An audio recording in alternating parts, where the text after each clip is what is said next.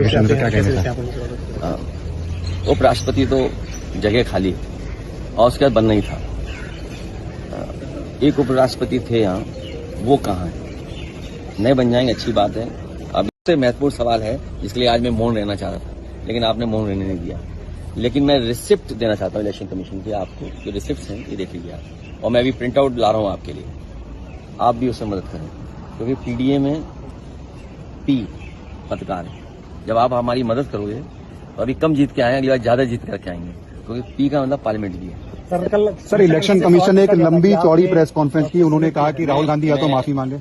Print होने गया है, प्रिंट होकर के मैं आपको रिसिप्ट देना चाहता हूँ, क्योंकि जिस समय ये आरोप इलेक्शन कमीशन पर समाजवादी पार्टी ने लगाया था, और देखिए सोचने की बात यह है कि ये जानबूझ करके पिछड़ों का वोट काटते हैं, जिसमें भिन्न समाज, मौर्य समाज, पाल समाज, बघेल, राठौर, और शो ये करते हैं आप लोगों के माध्यम से कि पिछड़ा वोट मिल रहा है, पिछड़ों का वोट काट देते हैं लिस्ट से, चुनाव जीत लेते हैं, और फिर शो आप लोगों के माध्यम से ये कराते हैं कि नहीं पिछड़ा वोट उन्हें मिल रहा है। सच्चाई है कि उनका वोट डिलीट हो रहा है, और वो मैं इसलिए इलेक्शन कमीशन की बात आई है तो मैं आपके सामने बाकायदा कागज के साथ बात करना चाहता हूँ। आ गया कागज? कागज आ गया। सर, एक सवाल बीजेपी बोल रही है, क्योंकि आप पाल की बात कर रहे हैं, तो पाल जो आपकी एमएलए थी उनको आपने निष्कासित कर दिया। अभी रुक जाओ। ये रिसिप्ट आप लीजिए, एक कॉपी आप लीजिए, ये मेल किया उसकी रिसिप्ट आपको दे रहा हूँ, ये रिसिप्ट आपको। अब आप देखिए, कुर्सी, शाहगंज, छिबरामऊ, श्रावस्ती, मणियाऊ, कितने कम डिफरेंस हम चुनाव हार गए, और डिलीटेड वोट ये दिखाई दे रहे हैं, कितना डिलीटेड वोट है। ये तो वो कम समय में हम आइडेंटिफाई कर पाए।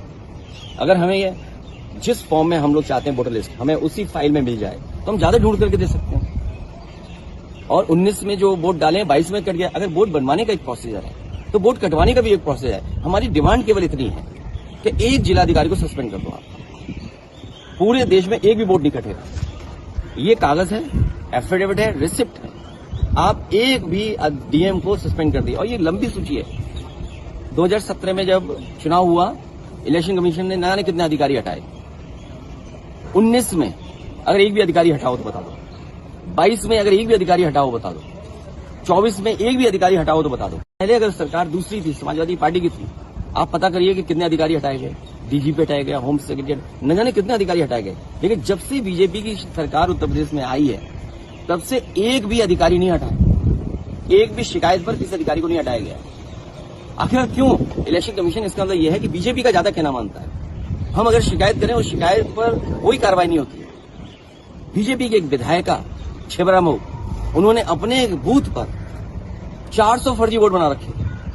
400 वोट, सोचिए आप, एक बूथ पर 400 फर्जी वोट।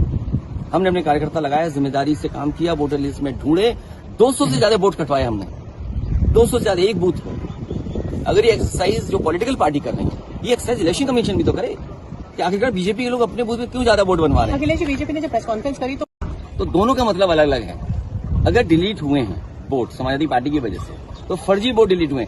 विधायक बीजेपी की छिबरामऊ के, उनके अपने बूथ पर बहुत फर्जी वोट थे, 200 से ज्यादा हमने डिलीट कराए हैं फर्जी वोटों को। एक उदाहरण दे दिया मैंने आपको, और इसलिए मैं आपको रिसिप्ट दे रहा हूँ। होमवर्क आप भी करिए। अभी मैं लौट के दोबारा आ रहा हूँ, फिर आपको बहुत प्रिंट आउट दूंगा, विद एफिडेविट दूंगा।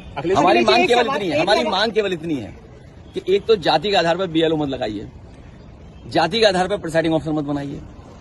आप तय कर लेते हो कि कौन अधिकारी सूट करेगा। आप उत्तर प्रदेश का आंकड़े निकलवाइए आज, और मैं आप सबसे कह रहा हूं, सबसे, कि आज आप आंकड़े निकलवाइए कि चुनाव होगा तो किस अधिकारी के अंडर होता है, एडीएम के अंडर।